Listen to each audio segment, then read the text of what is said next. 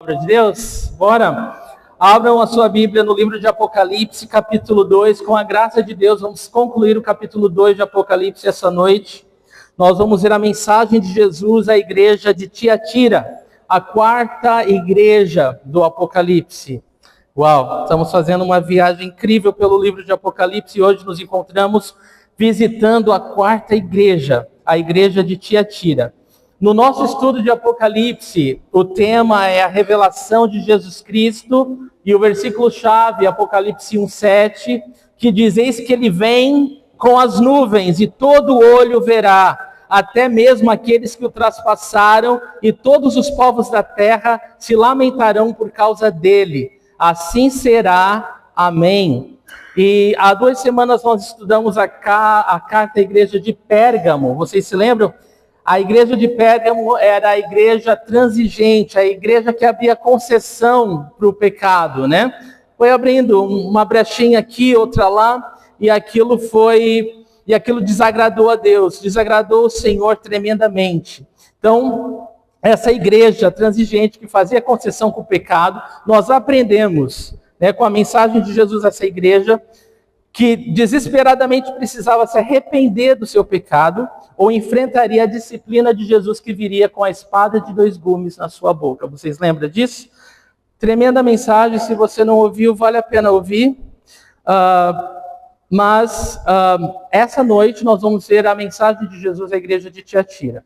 E a igreja de Tiatira é conhecida como a igreja corrompida, ou a igreja corrupta, né? Nós vamos ver que a igreja de Tiatira, ela se encontrava numa situação ainda pior que a igreja de Pérgamo, e nós vamos ver por quê. Vamos ler juntos Apocalipse capítulo 2, versículos de 18 a 29. Diz assim: ao anjo da igreja em Tiatira escreva: essas são as palavras do Filho de Deus, cujos olhos são como chamas de fogo, e os pés como bronze reluzente.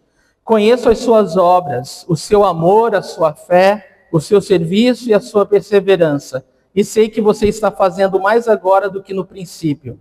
No entanto, contra você tenho isto: você tolera a Jezabel, aquela mulher que se diz profetiza, com os seus ensinos. Ela induz os meus servos à imoralidade sexual e a comerem alimentos sacrificados aos ídolos.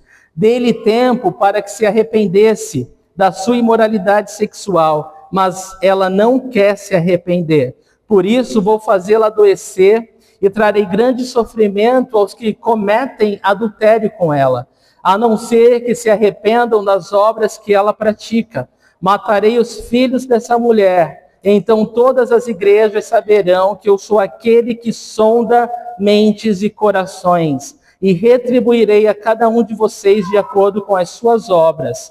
Aos demais que estão em Tiatira, a vocês que não seguem a doutrina dela e não aprenderam como eles dizem os profundos segredos de Satanás, digo: não porei outra carga sobre vocês, tão somente apeguem-se com firmeza ao que vocês têm até que eu venha.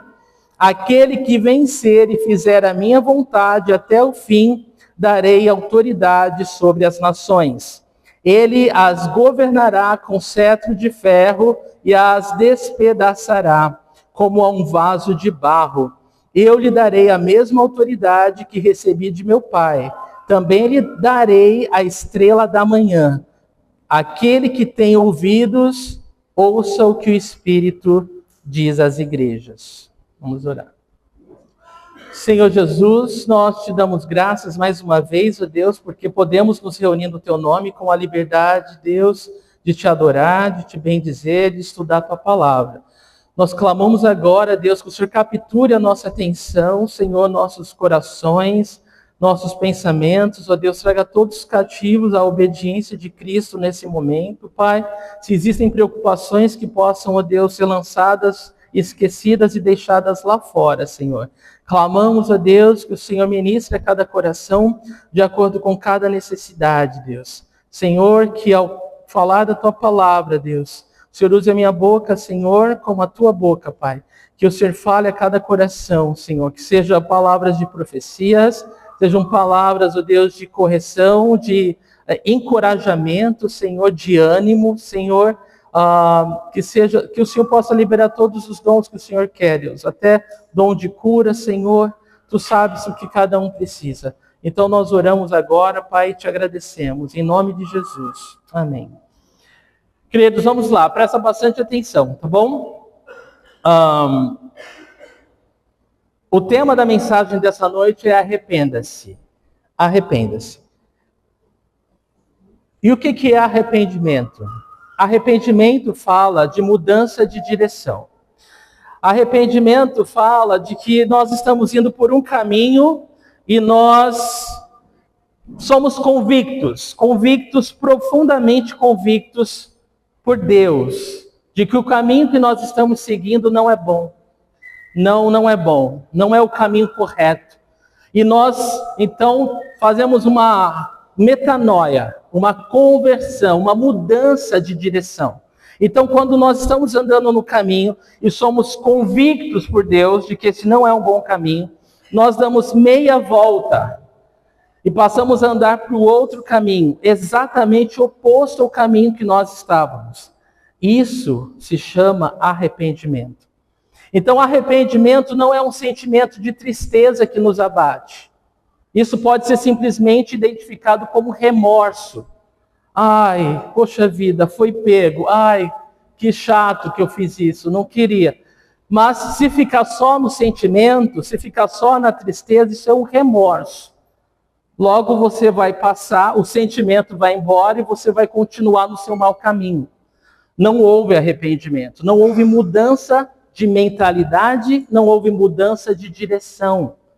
Então, quando a gente fala de arrependimento, a gente está falando de mudança de mente. Agora eu entendo que isso não é bom. Agora eu entendo que não é legal. Agora eu entendo que eu estou indo para o abismo.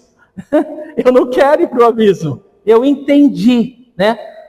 Graças a Deus eu entendi. E aí eu posso mudar de direção. Então, isso é o arrependimento. Esse arrependimento, ele precisa acontecer para que a gente possa mudar de caminho. De outra forma, vai ser simplesmente mais um remorso e a gente vai continuar no caminho mau, no caminho errado, caminho de destruição. Então, arrependa-se. Arrependa-se é a palavra de Jesus para a igreja de Tiatira. Arrependa-se é a palavra que o Senhor deseja para essa igreja corrompida pelo pecado. E o Senhor, Ele deseja o bem da sua igreja, né? Por isso que Ele fala, arrependa-se. E, queridos, eu vou falar para vocês, isso é muito importante. Quando a gente fala de arrependimento, eu sei que a princípio dá uma ideia de que, que coisa pesada, né? Poxa, que coisa pesada. Mas eu quero encorajar vocês, porque o arrependimento é fruto da graça de Deus. Sem o arrependimento, queridos, não há mudança, né? Não há bênção. Sem arrependimento não há vida, não há fruto, não há glória, né? Então, quando a gente fala de arrependimento, a gente está falando da graça de Deus. Senhor, que bom que a gente tenha a oportunidade de mudar de direção. Porque sem Jesus, nós não tínhamos. Né? Sem Jesus, sem a esperança do céu, sem o poder do Espírito Santo, sem a capacitação do Espírito Santo de nos ajudar, de nos dar força, de nos dar entendimento, clareza, nós estaríamos perdidos. Então, quando a gente fala de arrependimento, a gente está falando da maior mensagem que a Bíblia pode trazer. Você entende isso? Da maior mensagem que a Bíblia pode trazer. Porque é através do arrependimento que aquele que não conhece Jesus é transportado do lamaçal do inferno para o reino da luz de Cristo. É através do arrependimento que uma nova vida, né, entra no reino de Deus. Vocês entendem o poder do arrependimento? Vocês entendem a glória do arrependimento? É tremendo. Arrependimento é a bênção de Deus para nós, pecadores. Então, quando a gente fala de arrependimento, a gente está falando agora esperança para o aflito, né? A esperança para o perdido, vida para o morto, né? Visão para o cego. A gente está falando de o oposto. A gente está falando de totalmente aquilo que está ruim, agora vai ficar maravilhoso. Então é por isso que arrependimento é uma mensagem tão preciosa, tão importante e, infelizmente, igreja, tão pouco falada. Tão pouco falada. Porque hoje em dia a moda é coach, né? Hoje em dia a moda é falar o que você gosta. Não fala que eu preciso de mudança. Né? Não fala que eu tenho que mudar nada. Eu não quero mudar nada. Eu estou confortável assim, né? Mas se Deus, com todo o seu amor, com toda a sua obra naquela cruz, Ele falasse para nós, olha, eu te amo e vou deixar você do jeito que você está, isso não é amor. Isso não seria amor, igreja. Amor verdadeiro, Ele te aceita como é e Ele te transforma. Amém? Então a graça que não me transforma, ela não pode me salvar. Amém? A graça que não me transforma, ela não tem poder para me salvar. Então, quando nós cristãos falamos da graça de Deus, estamos falando exatamente dessa metanoia, desse arrependimento, dessa mudança, né, de mentalidade, de atitude. Isso é bom para todos que não conhecem o Senhor, para que eles possam ter a vida eterna, mas isso é bom para nós. Nós somos seres humanos, nós somos uma obra em construção. Amém? Somos uma obra em construção. Quer dizer que nós somos suscetíveis a viver no pecado também. Como isso? É possível? Infelizmente é. Infelizmente é possível. O cristão salvo em Cristo, ele viveu uma vida no pecado. Então, para nós que já conhecemos o Senhor, arrependimento também é uma bênção, é ou não é? É, porque como essa igreja, Jesus não está falando aqui para os fariseus que não conheciam ele se arrepender, ele está falando para a igreja dele, né? Vamos entender isso. Ele está falando para a sua igreja se arrepender, voltar para ele, se acertar com ele, alinhar seu coração de novo com ele. Então essa mensagem ela é para nós. Em primeiro lugar, essa mensagem é para nós. Amém? Então é uma mensagem tremenda. É uma mensagem de arrependimento. Então ela serve para nós, não importa se nós estamos vivendo no pecado e precisamos nos arrepender e voltar, como essa igreja, ou se nós achamos que o nosso relacionamento está muito bom, porque nada está tão bom que não possa melhorar, porque nós somos pecadores. Eu preciso me arrepender todos os dias. Eu preciso voltar para o Senhor todos os dias. Nós, se formos sinceros, nós vamos falar. Nós precisamos nos converter todos os dias. Porque o natural humano é se desviar do nosso Deus. Queria que não fosse assim. Mas é assim, irmãos. Nós precisamos todos os dias nos arrepender e voltar para o Senhor. É por isso que nós insistimos falando de devocional, para que a palavra de Deus, que tem o poder de nos lavar, de nos ensinar, de nos corrigir, possa estar sempre trabalhando dentro de nós. Precisamos disso. Insistimos em falar de oração, porque a oração é respirar do crente, né? Se nós não falamos com Deus, se nós não nos importamos com a nossa vida, por que Deus iria se importar? Se nós não tivermos uma vida de oração, o que nós estamos fazendo, né? Que cristãos somos nós?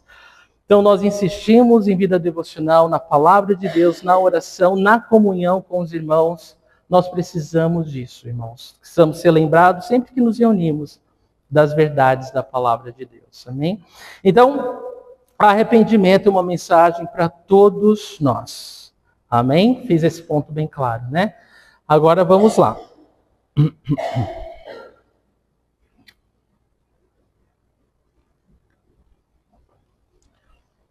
Apocalipse capítulo 2, versículo 18. Ao anjo da igreja em Tiatira, escreva. Irmãos, novamente, o anjo da igreja se refere ao pastor da igreja, né? A gente já falou sobre isso. E Tiatira era uma dessas 7 igrejas da Ásia Menor. Havia outras igrejas, mas essas foram as 7 igrejas que Jesus pediu para que o apóstolo João escrevesse enquanto ele estava ali na ilha de Patmos, recebendo essa revelação da parte de Jesus. E Tiatira é a 4ª igreja da lista de igrejas, das 7 igrejas que Jesus fala a João. Então, ao anjo da igreja em Tiatira, João deveria escrever e enviar essa mensagem da parte do Senhor Jesus. Mas Tiatira, falando da cidade de Tiatira, a cidade de Tiatira, ela era a menos importante das 7 cidades listadas. Mas é para essa igreja, que Jesus dá a carta mais comprida. Então, a carta mais longa das 7 igrejas vai para a menor cidade. A cidade menos importante, né, da província romana ali, da Ásia Menor. Porém, a cidade poderia não ter tanta relevância comparada às outras, mas para Jesus era muito importante. Porque ali estava a sua pequena igreja reunida no seu nome. Então Jesus, ele vê essa igreja nessa cidade e ele escreve, ele se importa com essa igreja. E antes ainda da gente falar qual é a mensagem que Jesus manda para a sua igreja, eu quero falar um pouquinho da cidade. A cidade de Tiatira era uma cidade militar e um centro comercial, com várias associações profissionais. Era como se fosse a cidade das associações de trabalhadores. Então, haviam grêmios, haviam essas coisas, sindicatos, essas coisas assim, né? Tudo... E isso aqui era uma cidade, né, como todas as cidades daquela época, muito pagã, adoravam muitos deuses da mitologia da Grécia, né, de Roma, e havia ali uma adoração muito grande a Apolo, que eles chamavam do Deus do Sol, né? Então vocês guardem isso, porque quando Jesus se apresenta, ele vai falar exatamente características que vão lidar exatamente com essa crença local, tá bom? Mas eles adoravam Apolo, e esses grêmios, essas associações, eles estavam sempre, eram de trabalhadores, mas tudo girava em torno da religião. Então eles se encontravam, por exemplo, vamos fazer uma reunião esse mês no templo de Apolo, e a gente ali vai ter um momento de adoração. E quando você ouve adoração, vocês já sabem, é prostituição total. Não se ouve na história que essa cidade, né, diferente das outras que nós vimos, passou por grande perseguição pela fé. Não. Isso tem muito a ver com a mensagem que Jesus vai dar para essa igreja.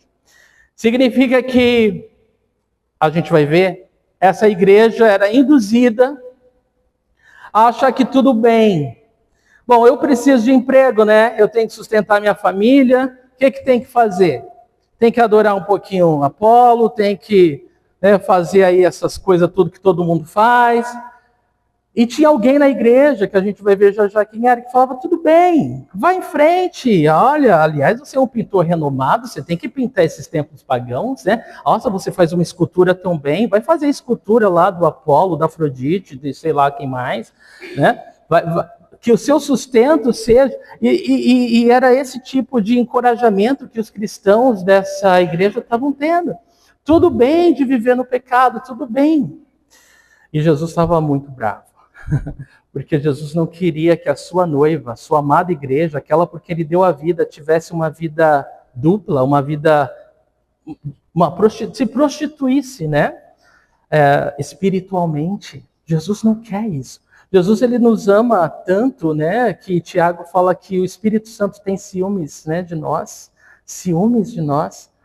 O Senhor nos quer para ele, ele morreu para nos ter para ele, 100% para sempre. Ele não nos divide com ninguém, e ele não vai nos dividir com ninguém. E ele vai lutar por nós, e ele vai fazer o que for preciso para que nós nos rendamos a ele. E é isso que nós vamos ver aqui, o tratar de Jesus com a igreja de Tiatira.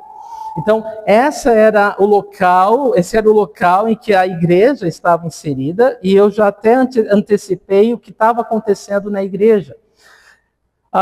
Em Atos capítulo 16, versículos 14 e 15, ali Lucas menciona sobre Lídia, que foi a primeira convertida da Europa, né? Ela era da cidade de Tiatira. E ela estava em Filipos, quando Paulo encontra e fala da palavra de Deus, de Jesus para ela, ela se converte, é batizada, e uma igreja acontece, né, na sua casa. Então, dos comércios, né, de Tiatira era exatamente o tecido de cor púrpura, né, de cor roxa.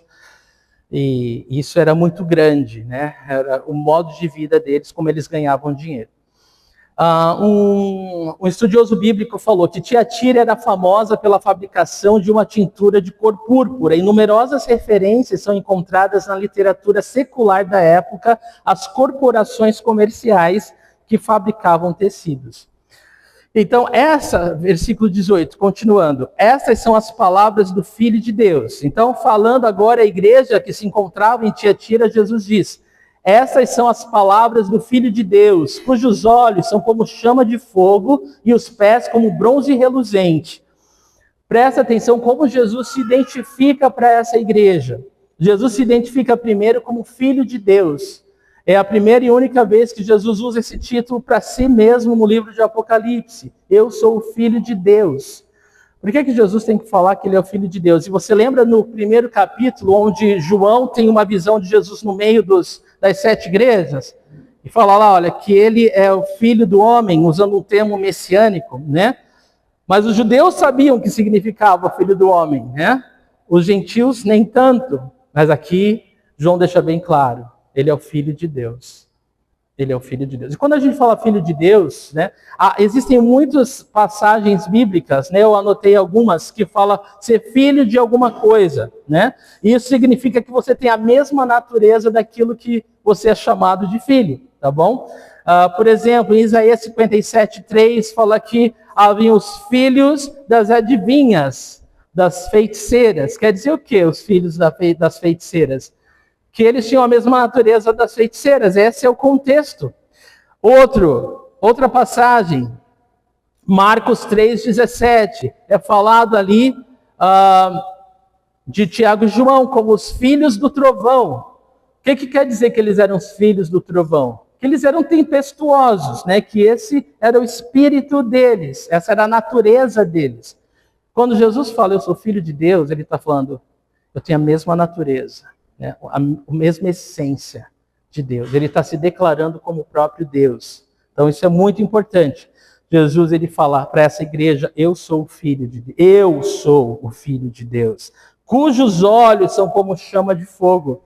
Seus olhos, sendo chama de fogo, fala de pureza, fala de santificação, fala de santidade. Então Jesus está falando, eu sou o Filho de Deus e eu sou santo. Nesses olhos de fogo, o fogo ele purifica, o fogo ele santifica. Ele tem os olhos de fogo e os pés é como bronze reluzente. O bronze era um metal usado lá para os sacrifícios, né? O bronze reluzente fala de julgamento. Ele é o Deus santo, ele é o Deus puro, ele é o Deus eterno, é o Deus que julga. É o único Deus que tem o poder de julgar. Então Jesus ele está se apresentando de uma maneira muito forte para essa igreja. Né? Ele quer que essa igreja entenda a seriedade de quem é Jesus. Porque, irmãos, não tem jeito, a menos que a gente entenda quão santo, quão grande, quão puro, quão glorioso o Senhor é, a gente não vai mudar. A gente não vai buscar a santificação. Isaías, o profeta, ele teve que ter uma visão do Senhor autoexaltado no seu sublime trono, né? Você lembra disso? E ele falou, ai meu Deus, estou perecendo. Na hora ele...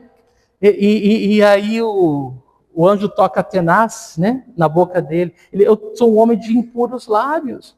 Ele reconheceu o pecado dele quando ele olhou para a santidade de Deus. E é isso que tem que acontecer conosco. Toda vez que nós falamos do Senhor, olhamos para o Senhor, nós precisamos reconhecer, Ele é santo, Ele é exaltado, Ele é majestoso, e eu sou pecador e temporal.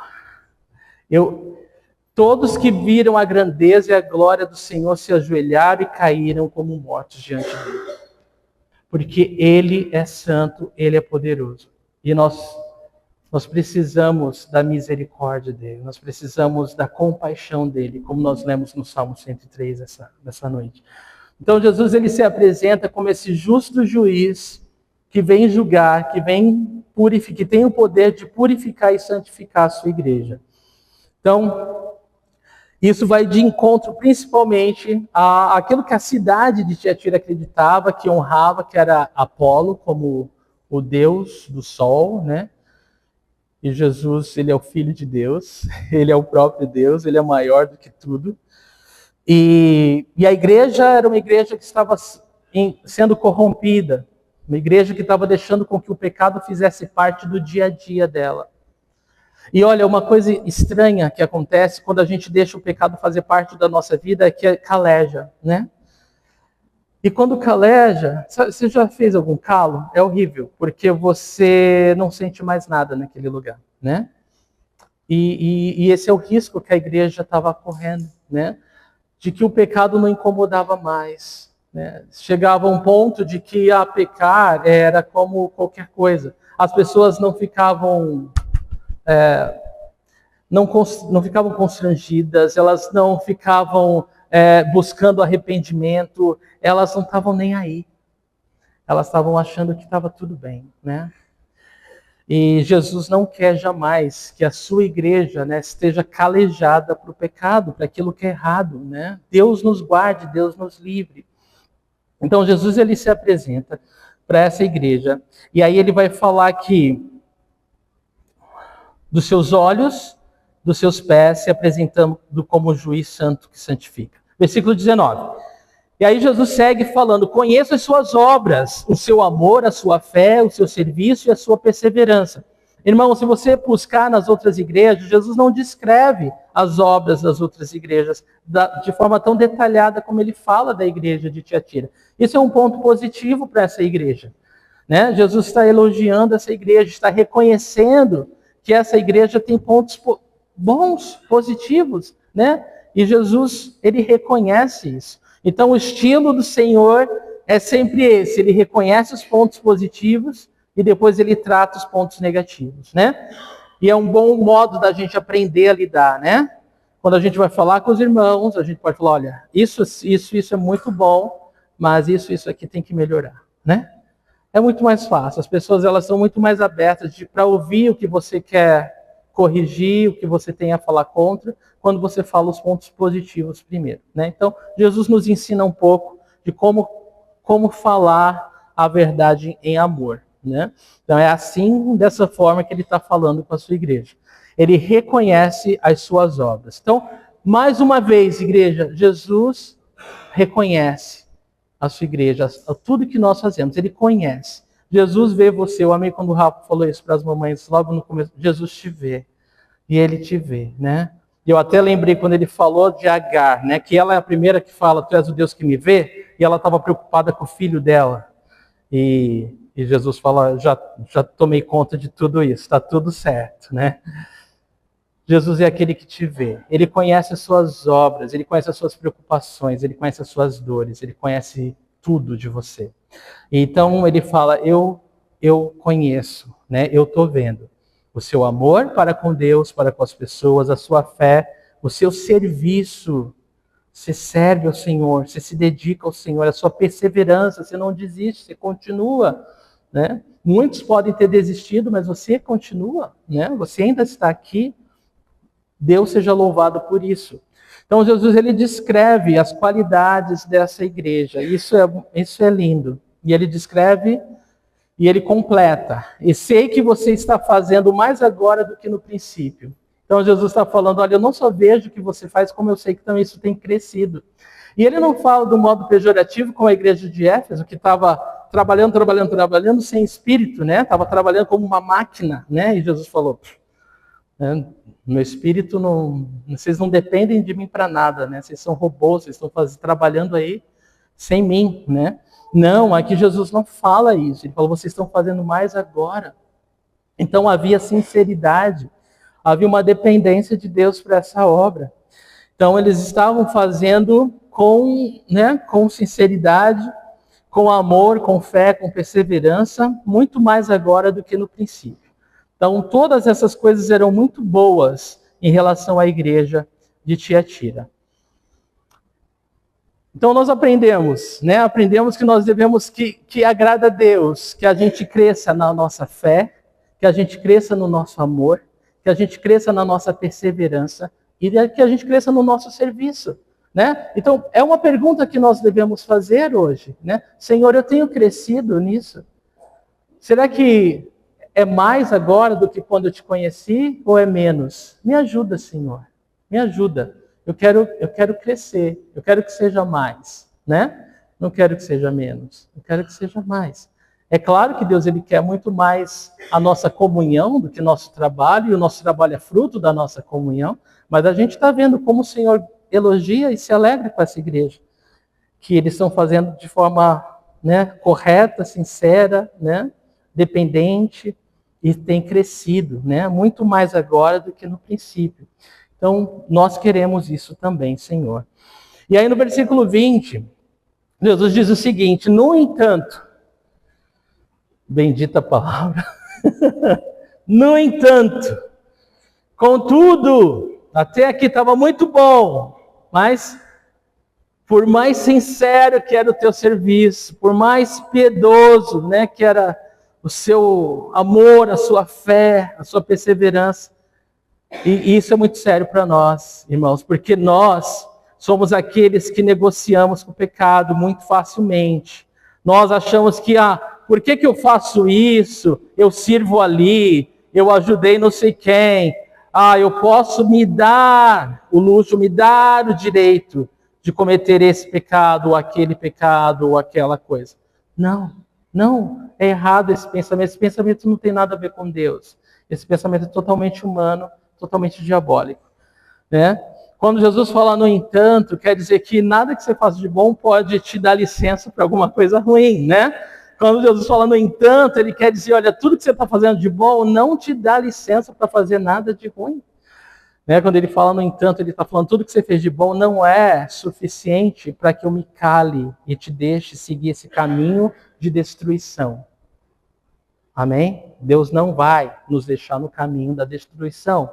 Nunca o Senhor vai te deixar no caminho da destruição. Se Ele te comprou com o sangue dele, você é dele. Ele vai lutar por você, até você se render. Quanto antes, melhor. Quanto antes, melhor. No entanto, contra você tenho isso. E o que é que Jesus tem contra essa igreja? Você tolera Jezabel, aquela mulher que se diz profetiza. Então, havia uma mulher nessa igreja, claro que o nome dela não era Jezabel, mas Jezabel nos lembra daquela mulher do rei Acabe, lá do Antigo Testamento, que era uma bruxa, né? Era uma bruxa, era uma mulher terrível, era uma mulher maligna, né? Ela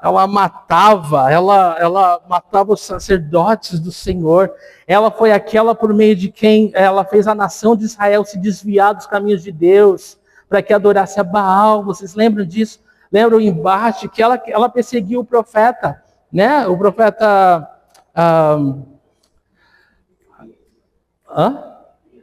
Elias, obrigado. Ela perseguiu Elias, ela queria matar Elias. E é incrível, né? Como ela era ousada, era possuída. Uma peste. E ela era tão má, que ela fazia a cabeça do marido dela, que era um banana, e ele fazia tudo que ela falava, né? E ele começou a falar, não, vamos adorar Baal, vamos trocar o Senhor por Baal, o Deus do tempo. Olha a semelhança. Não é à toa que Elias falou, não vai chover, e não choveu até que ele orasse e a chuva caísse. Porque o Deus do tempo dela não adiantou nada. E aquele desafio de Elias no Monte Carmelo provou, né, que só há um Deus verdadeiro, né, que Baal não é nada. Foram todos humilhados. Mas enfim, essa mulher era uma peste. Então essa mulher aqui, ela tinha o mesmo espírito, né, de Jezabel, né, era tão má quanto. E essa mulher, ela estava dentro da igreja. Há alguns pergaminhos falando que ela talvez fosse a mulher do pastor, não se tem certeza disso. Mas a gente sabe, esse homem gosta de controlar. Tem muito homem controlador, tem muito homem com esse complexo de imperador, né? Que quer dominar todo mundo, é centralizador. Mas quando a mulher, ela pega isso, meu Deus, é 10 vezes pior. Não, porque geralmente é o homem. É o homem geralmente é homem isso. Mas quando tem uma mulher, o negócio é feio. E era exatamente o que estava acontecendo aqui. Essa mulher, ela mandava e desmandava ali dentro da igreja, mas ela se dizia profetisa. Vocês estão vendo o perigo? Ela se dizia falar como boca de Deus. Ela falava, olha, Deus está falando isso para você. E as pessoas acreditavam. Então ela falava, tudo bem de você ir para aquela festa lá na tua associação, você vai lá salvar teu emprego, vai, dorme com 10, dormir, o que for preciso. O que eles falaram você faz, está tudo bem, tudo certo. E eles iam, e muitos se desviavam da fé. E Deus não podia ver isso e ficar quieto, calado. O Senhor, Ele sente a dor da sua igreja. Quando um membro, um filho dele, uma filha dele sente uma dor, ele sente essa dor primeiro. Qualquer coisa para nos alcançar, nos atingir, tem que passar pelo Senhor primeiro. E é nisso que muitos esquecem e se dão mal. Porque quando você fala do teu irmão, você faz alguma coisa para o teu irmão, é o Senhor que você está fazendo.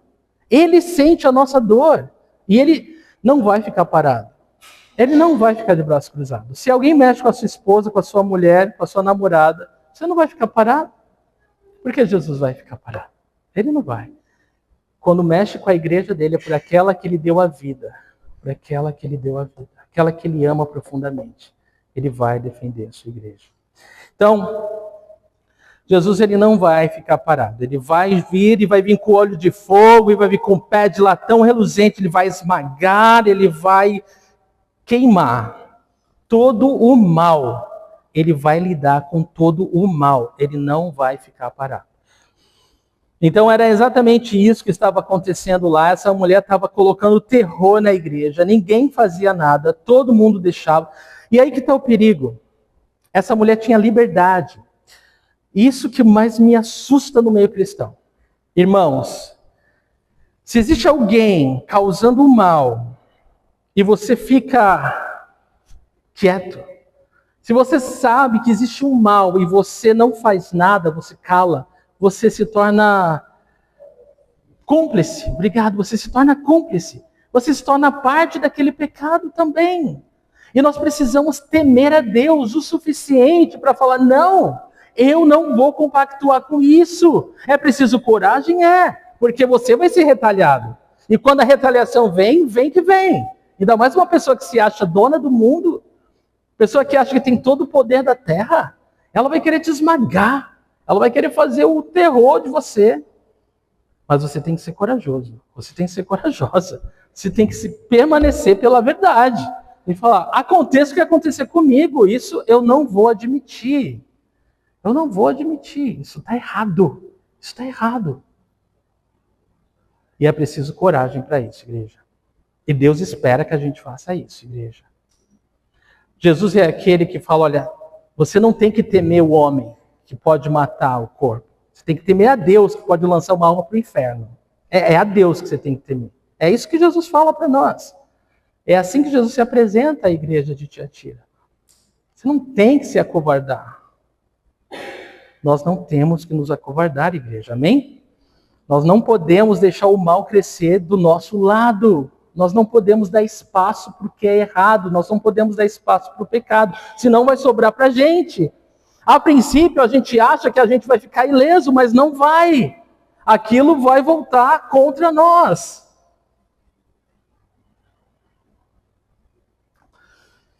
Então, essa Jezabel estava destruindo a igreja do Senhor, levando muitos para longe de Deus. E Deus não gostou nada disso. Um estudioso bíblico, ele escreveu, ela foi uma das personagens mais malignas do Antigo Testamento que tentou combinar a adoração de Israel com a adoração do ídolo Baal. A própria Jezabel tinha um histórico nada invejável de maldade. Não é à toa que o fim dela foi trágico, né? Foi trágico. Bom, mas a gente vai ver como Deus é longânimo, como Ele é paciente, dá tempo às pessoas de se arrepender. Deus tem uma paciência que só Deus tem. Eu não tenho, ninguém tem a paciência que Deus tem. É incrível como Ele dá tempo para as pessoas se arrepender. Jesus não voltou ainda porque Ele está esperando que vidas se rendam, né? Se arrependam do seu pecado, se voltem para Jesus. É por isso que Ele está tardando a vir, né? Mas ele vai voltar, né? Mas ele vai voltar. Mateus 24:11 fala: e numerosos falsos profetas surgirão e enganarão a muitos. Então, presta atenção. Jesus já nos contou isso, né? É fato que muitos vão se levantar para controlar o povo de Deus, para mentir ao povo de Deus, para se falar planos santos e gloriosos de Deus, quando não tem nada a ver com Deus, quando se trata de ambição egoísta, quando se trata de plano das trevas mesmo, sabe? Dominar, manipular e afastar o povo de Deus do próprio Deus. Então, a gente tem que tomar muito cuidado com isso. E aquilo que aparentemente parece muito inofensivo é o que é mais perigoso, né? Porque o que já é escrachado, né? A gente já se afasta logo. Mas o problema é quando é simulado, é quando é aquela coisa, né, camuflada, é só essa vez, é só um pouquinho, é só, não vai, isso não tem, né? E a gente vai dando espaço, né? E esse que é o maior problema, né? Quando a gente vai abrindo concessão aos poucos, né? A gente tem que ser muito sério em relação ao nosso coração estar alinhado com o coração de Deus, né? E não abrir portas que a gente vai se arrepender depois, né? Muito bem. E parece que Satanás está sempre procurando só uma brecha. Vocês já repararam? Satanás, ele sempre está rondando com o leão, procurando a quem possa tragar, mas ele não está com 2 chifres, ele não está com um tridente na mão. Ele está muito bem arrumado, ele está muito gentil, ele está muito te dando muitos presentes. Ele está sempre tentando te comprar para que você possa ceder um pouquinho, para que você possa, vou deixar a porta só uma frestinha aberta, já é o suficiente para ele arrombar e destruir, tá bom? Então a gente tem que ser muito sério, essa é uma mensagem muito séria que Jesus está trazendo à sua igreja. Versículo 20, parte B.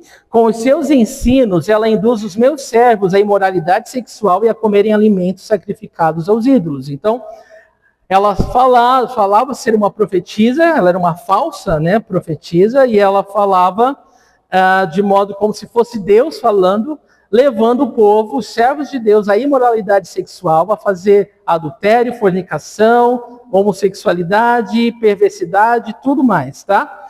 Ela falava que tudo bem, e a comerem alimentos sacrificados aos ídolos. Novamente, o contexto dos alimentos sacrificados aos ídolos era se tornar um com os pagãos, tá? Você tá fazendo uma festa a esse Deus, eu vou me juntar a você a essa festa a esse Deus, né? É nesse sentido, mas ainda mais mostrando que esse tipo de atitude para Deus é uma prostituição espiritual, é um adultério. Você está... é como ele vai falar aqui que vai pôr ela no leito de morte, é exatamente isso, né? A cama que servia para os prazeres dela, o Senhor vai tornar um leito, uma maca de enfermidade, né? Um leito de morte para ela, né? Então Deus está falando muito, muito sério disso, né? Essa brincadeira vai custar muito, muito caro. E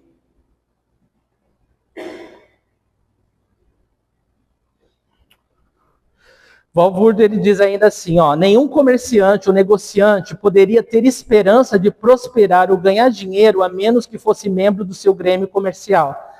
Então, era muito forte essa questão, assim, para você poder ter dinheiro, poder viver, se dar bem na sociedade, você teria que se transigir ou conceder ao pecado. Nos nossos dias não é diferente, né? Nos nossos dias não é diferente. É muito difícil você ser um homem, uma mulher, um cidadão de bem, né? Que não se corrompe, né? Que não se deixa corromper. Porque sempre vai ter no local de trabalho alguma proposta indecente para você. Sempre vai ter em algum lugar alguém falando que, para você se dar bem, você vai ganhar muito se você só fizer isso aqui de errado. Você só tem que fazer um pouquinho de errado e todas as coisas vão vir, né, para te favorecer. E infelizmente é assim nos nossos dias, né? E não é tudo bem ceder, né? Não é tudo bem ceder. Nós somos aqueles que confiamos na provisão de Deus, no cuidado de Deus. Ainda que seja mais difícil ser honesto, nós vamos escolher ser honestos. Nós não vamos querer entrar, né, na vibe do mundo, né, de corrupção, de desonestidade, onde parece que é normal, né? Não é normal. Aos olhos de Deus não é normal, gente. Aos olhos de Deus, corrupção é mal. Corrupção é maligno. Aos olhos de Deus, corrupção é do inferno. Deus, ele não se agrada. Deus, ele não faz parte. Deus, ele não está junto. Então, nós temos que manter o nosso coração longe. A amizade com o mundo é inimizade contra Deus, a Bíblia fala. Então, a gente não quer ser amigo do mundo se isso vai custar o nosso relacionamento com o nosso Deus. Amém? Não queremos. Marcos 9,42 fala: e se o seu pé o fizer tropeçar, corte-o, é melhor entrar na vida aleijado do que tendo os 2 pés ser lançado no inferno. Não importa. Essa mensagem, essa palavra do Senhor Jesus. Mais vale entrar no céu aleijado, é melhor que se o meu pé me faz tropeçar, eu corto o pé, do que eu ir com os 2 pés para o inferno. Essa é a mensagem do Senhor Jesus. É isso que essa igreja precisava ouvir.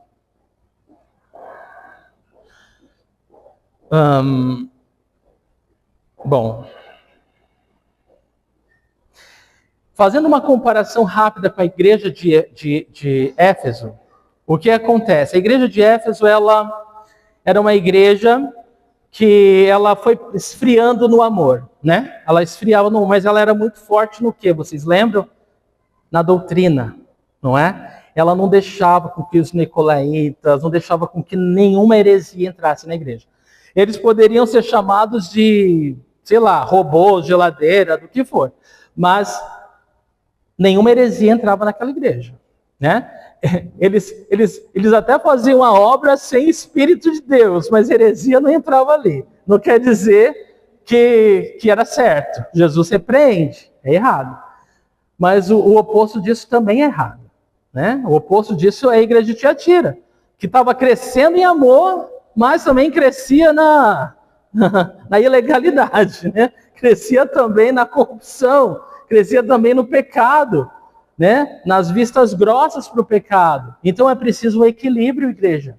Nós temos que buscar em Deus, no Espírito Santo, o equilíbrio. O equilíbrio de falar a verdade com amor, né? Falar a verdade com amor. Então, assim, nós vamos depender do Senhor para corrigir o que está errado, mas isso vai ser amor. Vai ser por amor que nós vamos corrigir o que está errado. Pode ser que o irmão, a pessoa não receba, não entenda, não queira, mas nós vamos fazer o melhor que podemos para que a pessoa se sinta amada, né? E desejosa de mudar para que aquela alma seja salva. Esse é o nosso coração, é isso que a igreja deve fazer. Mas os 2 opostos, os 2 extremos são nocivos, são perigosos e contra Deus, né? Amor, como essa igreja, sem verdade, é hipocrisia. Eu digo que te amo, você faz o que quer, mas eu não me importo que você vai para o abismo. Pode ir. Vai morrer, então pelo menos você vai morrer pensando que eu sou teu amigo. Muita gente faz isso, né? Isso é hipocrisia. Ou você quer, não, isso está errado, mas não sabe falar e a pessoa não vai te ouvir e você, né, corta a amizade, chuta, acaba empurrando assim, né? Vai logo, vai de uma vez para o abismo, vai. Porque a verdade sem amor é crueldade. Deus não está nisso, Deus não se revela na verdade sem o amor, né? E também Deus não está no amor sem a verdade. Então é preciso que eu e você, nós tenhamos um equilíbrio, busquemos o equilíbrio em Deus, no Espírito Santo de Deus, para falar as coisas, a verdade em amor, né? Que Deus nos enche com o seu Espírito. É fácil? Não, mas nós dependemos dele. Nada é fácil na vida cristã, irmãos. Nada é fácil. Se a tua vida cristã está muito fácil, você tem que orar mais. Tem alguma coisa errada. Porque a vida cristã não é fácil, tá? Vamos lá. Apocalipse 2:21. Dê-lhe tempo para que se arrependesse da sua imoralidade sexual, mas ela não quer se arrepender. Então veja que como o Senhor é longânimo, como o Senhor é bom, Ele nos dá tempo para se arrepender. Agora, isso me choca, irmãos, porque tem situações que eu olho e parece assim, cara, já falei uma, já falei duas, já falei 3 vezes, eu acho que assim aí não tem mais jeito, né? Assim, a gente chega a esse ponto, né, precipitadamente, que parece que aquela solução não tem mais jeito. Mas Deus, que já sabe o fim desde o começo, isso me choca.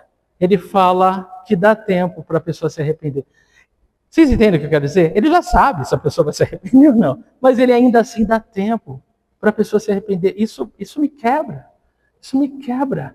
Eu não tenho essa paciência. Deus me dá essa paciência. Porque, não é, irmãos? Não é verdade? É incrível como Deus é amor, é incrível como Deus é longânimo, como Deus é maravilhoso, o Senhor é incrível. Ele dá tempo para todos se arrependerem. Até para Jezabel aqui, essa mulher maluca que estava fazendo tantos se corromperem, ele deu tempo para ela se arrepender. Olha, que coração tremendo, que Deus é esse, irmãos? Que dá tempo para as pessoas, os agentes do inferno, se arrependerem. Deus ama uma alma, né? Deus ama uma alma. Isso mostra o quanto Deus ama uma alma, como uma alma é preciosa para Deus. Uma alma é preciosa para Deus. Ele não quer que ninguém se perca, ele realmente não quer que ninguém se perca. Então ele deu um tempo para essa mulher se arrepender, mas ela se recusou a se arrepender. Então é como se ela estivesse ali se afundando, né? E Deus desse um salva-vidas para ela e ela falasse, não, obrigado. Infelizmente há pessoas assim hoje, né? Jesus morreu para te salvar, não há outro caminho. Você não tem como chegar ao céu se você não for perdoado, a menos que você se arrependa dos seus pecados, a menos que você entenda que você está indo para o abismo, você está indo para o inferno.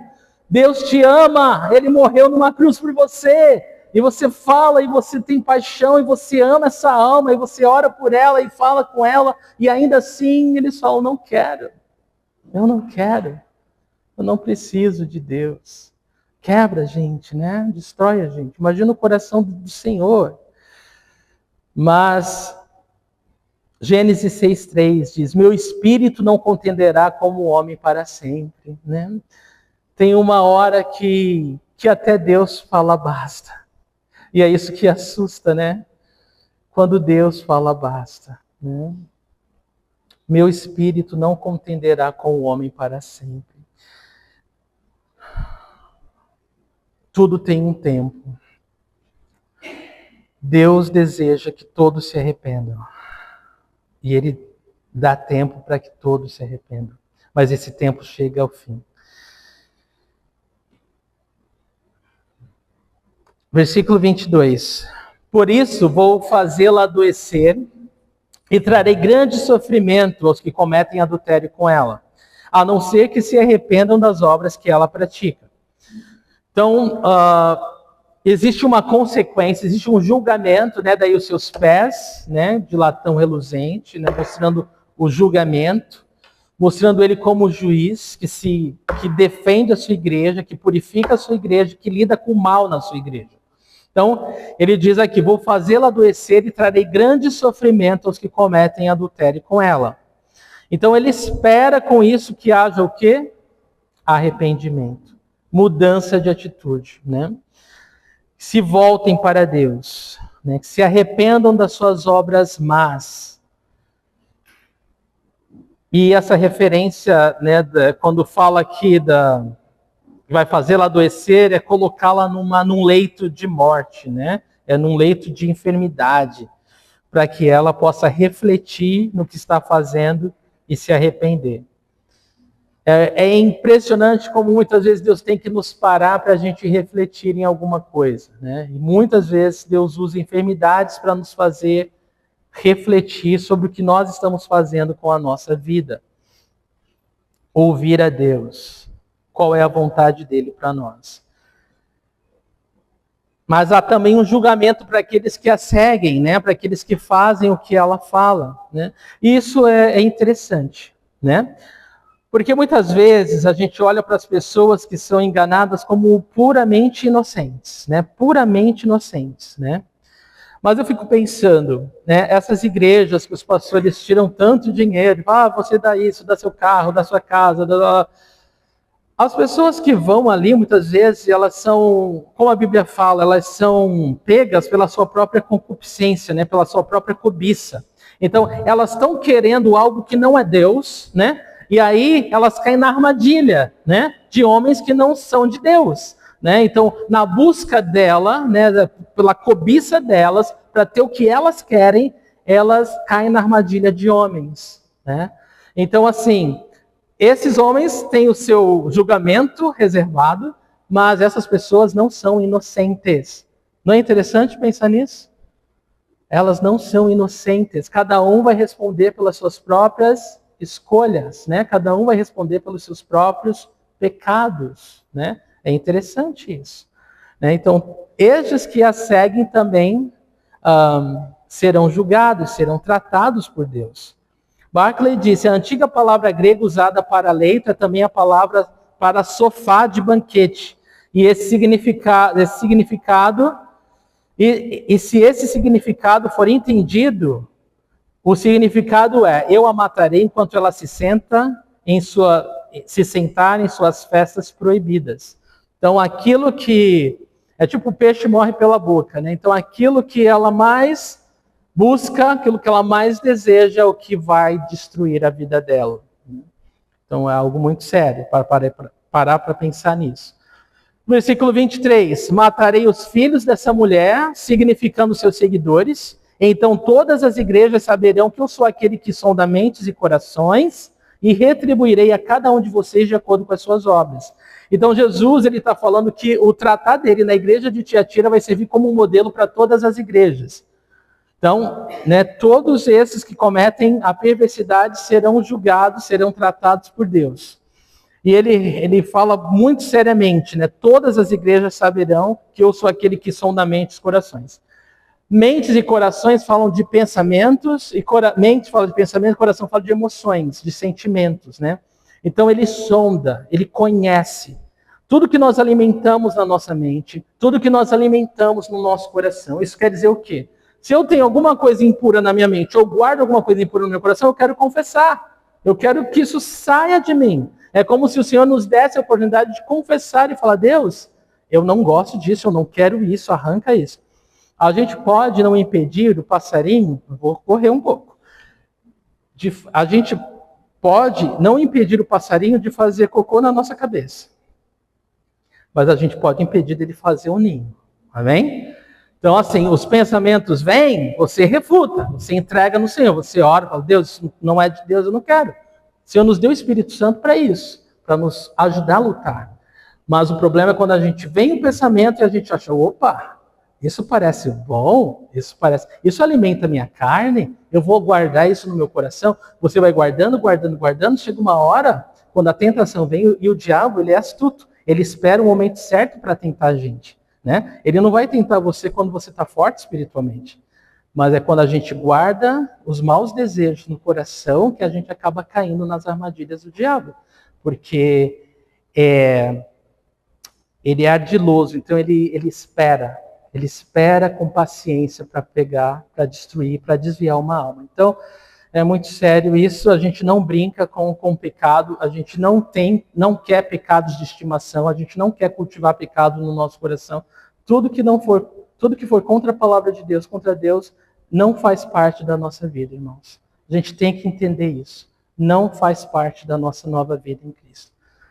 Todos nós estamos sujeitos, mas todos nós temos o Espírito Santo e o poder de Deus para falar não para o pecado, tá bom? E você pode contar um com o outro para orar, para lutar junto contra o pecado, mas não caia no pecado. Então o Senhor é aquele que sonda as mentes e os corações. A palavra para corações aqui, na verdade, é néfros, né? É tipo rim. É que para o judeu a parte mais íntima, né? São os intestinos mesmo, são os órgãos internos. Nós romanceamos muito com o coração, né? Mas o âmago, o mais profundo de nós, está falando das nossas tripas mesmo, né? E Jesus está falando, eu quero essa intimidade profunda com você, né? Eu quero que o meu espírito conduza a sua vida e não a sua carne, né? E Jesus fala, eu vou retribuir a cada um de acordo com as suas obras. Jesus, ele repete isso ao longo do livro de Apocalipse, eis que eu estou voltando, eis que eu estou voltando, e eu trago comigo a recompensa de cada um, e eu vou dar para cada um de acordo com as suas obras.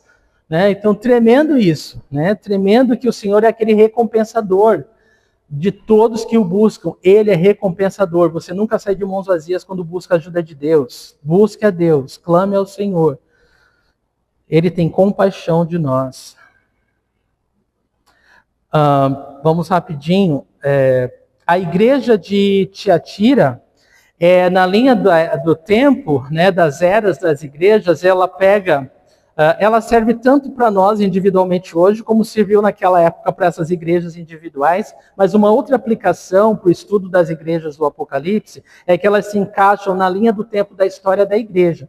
E a igreja de Tiatira, ela vem naquela igreja antes da Reforma, que a gente viu a igreja perseguida, e depois a igreja de Pérgamo, quando Constantino, o imperador romano, ele torna oficial o cristianismo. E aí entrou muita coisa pagã dentro da igreja, né?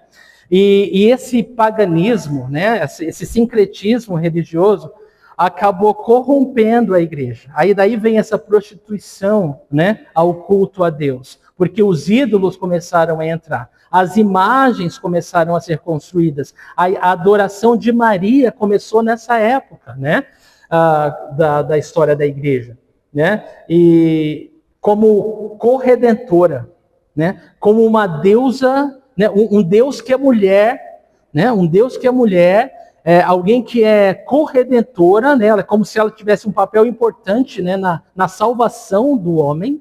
Olha a loucura, né?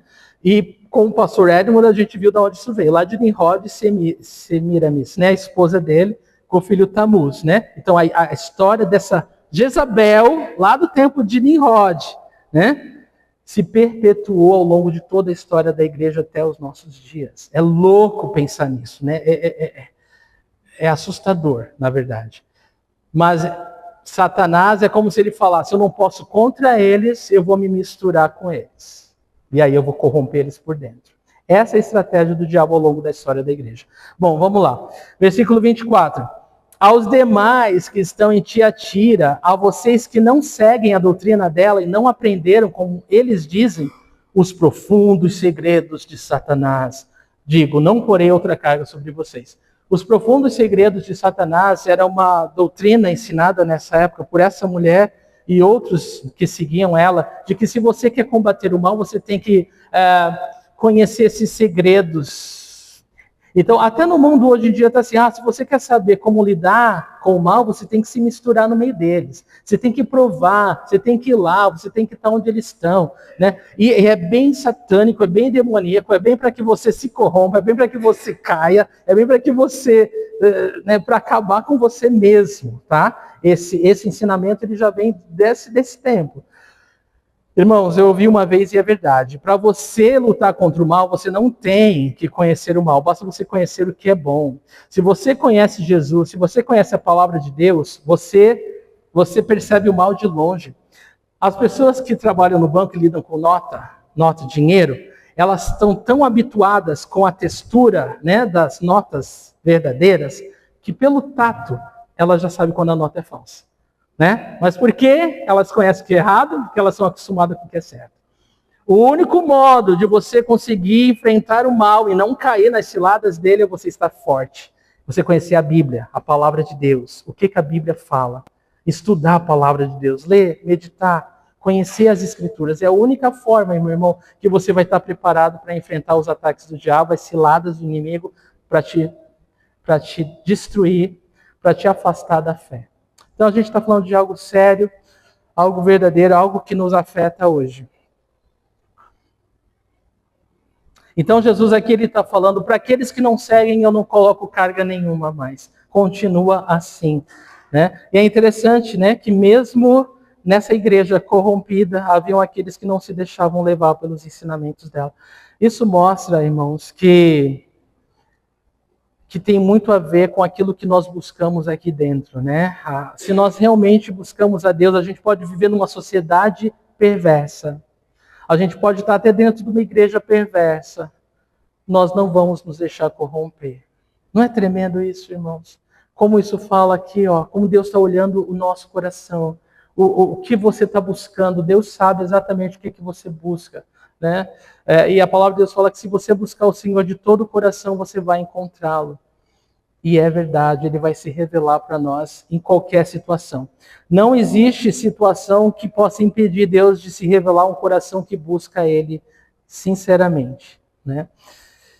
Versículo 25. Tão somente apeguem-se com firmeza ao que vocês têm até que eu venha. Então, até quando eles tinham que simplesmente ficar ali, ó, inabaláveis, sem se deixar levar para lá ou para cá, até Jesus voltar. E Jesus está mencionando a sua volta, né? A sua igreja. Ó, aguenta firme que eu estou voltando. Tá bom? Então, isso é para nós hoje. Aguenta firme que Jesus está voltando.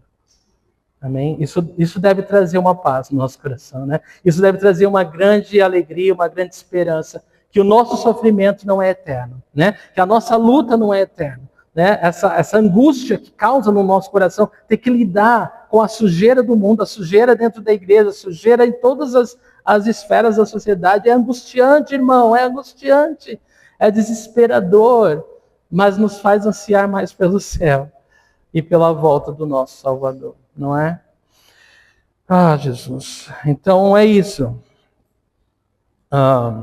Aguentem firme, o Senhor está voltando, né? Ele prometeu voltar. Versículo 26, as promessas do Senhor. Aquele que vencer e fizer a minha vontade até o fim, darei autoridade sobre as nações. Então Jesus está encorajando. Não desista, não se renda. Você vai ser tentado, né? Mas não se dobre, não se venda. Né? Não se venda, não desista, continue firme e inabalável. Jesus está falando, aquele que fizer a minha vontade até o fim, eu darei autoridade sobre as nações. Você sabe que o homem busca por autoridade, o homem busca por poder. Mas Jesus está falando, se você abrir mão do poder desse mundo, por minha causa, eu tenho algo melhor para você.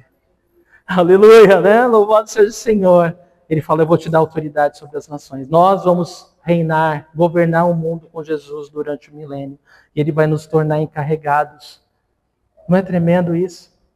Que tipo de autoridade a gente busca? A que vai passar ou a que é com Jesus, né? Não é que dura para sempre. Então, Jesus promete isso para eles. E Ele promete mais ainda. Olha só.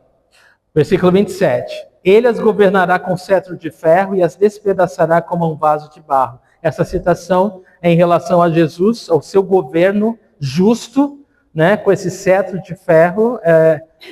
Ninguém vai governar como Jesus. Ele vai ter o governo justo e perfeito, né? Equidade.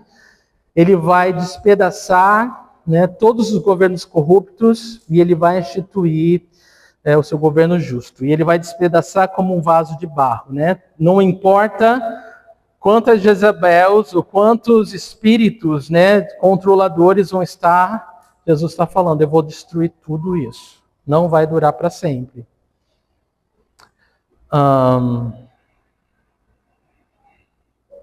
Então não adianta viver contra Jesus, irmãos. Que a gente seja humilde. Jesus fala assim, olha, eu tenho graça para o humilde, mas eu resisto ao soberbo. Então isso deve fazer com que o nosso coração se quebre diante do Senhor. É melhor a gente se lançar sobre ele e ser quebrado, do que ter ele caindo sobre nós e sermos esmigalhados. Porque o seu julgamento vem. O seu julgamento vem e vai começar pela igreja, para que depois ele possa vir sobre o mundo. Então a gente precisa estar com os corações cheios do temor do Senhor. Versículo 28. Eu lhe darei a mim a mesma autoridade que recebi do meu Pai. Olha que tremendo, a mesma autoridade que ele recebeu do Pai, ele vai dar para a sua igreja. Também lhe darei a estrela da manhã. Estrela da manhã, alguns estudiosos falam que Jesus é a própria estrela, ele vai se dar como, ele vai ser a nossa recompensa, né? Tremendo, né? Ele mesmo vai ser a nossa recompensa. Outros estudiosos falam, não, Jesus é a brilhante estrela da manhã. E eles falam que estrela da manhã é um termo usado para Satanás, né, em algumas passagens bíblicas. Isso significando aqui que Jesus está falando tudo aquilo que Satanás clama ser dele, né, os reinos, o mundo e todas as coisas, Jesus vai tomar da mão dele e vai entregar para nós. Dos dois formas nós vamos estar lucrando, né? Jesus é a nossa recompensa, não há dúvida, e não há dúvida que até o que Satanás pensa que é dele não é, né? Então, a gente sabe que Jesus, com a vitória sobre a morte, já tomou até a chave do Hades, né? O diabo não tem nem a chave de casa. Mas, né? Glória a Deus, né? Glória a Jesus. Bom, para a gente encerrar, versículo 29. Aquele que tem ouvidos, ouça o que o Espírito diz às igrejas. Amém? Vamos ficar de pé? Vamos orar ao Senhor? Pai Santo, obrigado, Deus. Obrigado pela Tua palavra. Senhor, nós corremos aqui, mas, ó Deus, obrigado, Jesus. Que fique no nosso coração, Senhor, o quanto o Senhor nos ama. O Senhor nos ama, o Senhor ama a Tua igreja. E obrigado, Jesus, por ser aquele que vem com os olhos de fogo, Deus, queimar as impurezas, Senhor. Porque nós queremos confessar a Ti, Deus, que nós precisamos do Senhor todos os dias. Deus, todos os dias eu preciso, Senhor, ser purificado, santificado, me arrepender, me converter. Eu preciso do Senhor, da Tua graça, da Tua misericórdia, do Teu amor, Senhor, do Teu perdão, Senhor. Eu preciso de Ti, nós precisamos de Ti, Senhor. Senhor, nós clamamos ao Senhor, ó Deus, essa noite, pedindo, Deus, como igreja do Senhor, nós clamamos, Deus, pelo Teu perdão, Senhor. Eu oro, Deus, aqui que se há alguém, Deus, está vivendo no pecado, Deus, que ouça o que o Teu Espírito diz à Tua igreja, Senhor. Que haja arrependimento sincero, que haja, Senhor, conversão, que haja mudança de direção.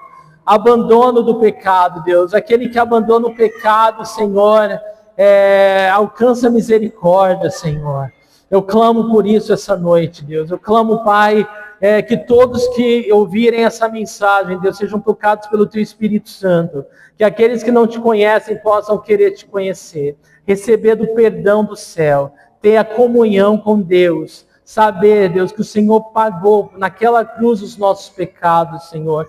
Que o Senhor nos dá do Teu Espírito Santo hoje, Senhor, para nos ajudar a correr, a andar contigo, a nos ensinar a Tua palavra, a Tua vontade, Senhor. Senhor, faz uma faxina em nós, no nosso coração, na nossa igreja, na nossa casa. Senhor, tudo aquilo que é lixo, tudo aquilo que não tem a ver com o Senhor, com o Teu reino,